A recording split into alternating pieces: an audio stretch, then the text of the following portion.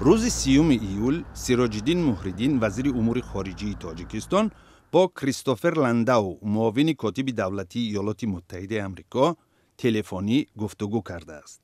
وزارت کارهای خارجه تاجیکستان با نشر یک خبر رسمی گفت صحبت با تشبث جانب آمریکایی صورت گرفت و هم صحبتان سطح کنونی مناسبت‌های دوجانبه به ویژه همکاری‌های اقتصادی، مسائل مبرم منطقوی و بسیار جانبه از جمله همکاری‌ها در چهارچوب سازمان‌های بین‌المللی را مورد بررسی قرار دادند. جزئیات دیگری از گفتگوها نشر نشده است.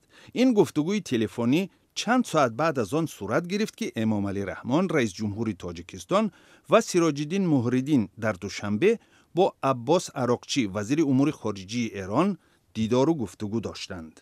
سامانه‌های رسمی تاجیکستان گفتند در دیدار عراقچی با رهبریت تاجیکستان همکاری‌های دوجانبه تجارتی و اقتصادی و تحولات بین‌المللی منطقوی بررسی شده است.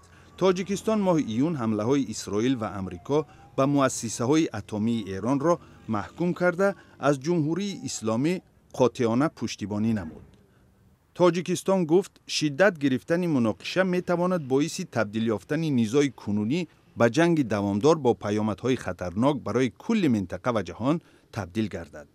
ضمناً 2 روز پیش کریستوفر لنداو در واشنگتن با معاون اول نخست وزیر قرقیزستان دانیار امانگلدیف دیدار و گفتگو داشته است. سامانه دپارتمنت دولتی نوشت که معاون کاتب دولتی اظهار امیدواری کرده است که ایالات متحده می تواند با جمهوری قرقیزستان همکاری‌های دوجانبه را به منفعت هر دو طرف توسعه بخشد.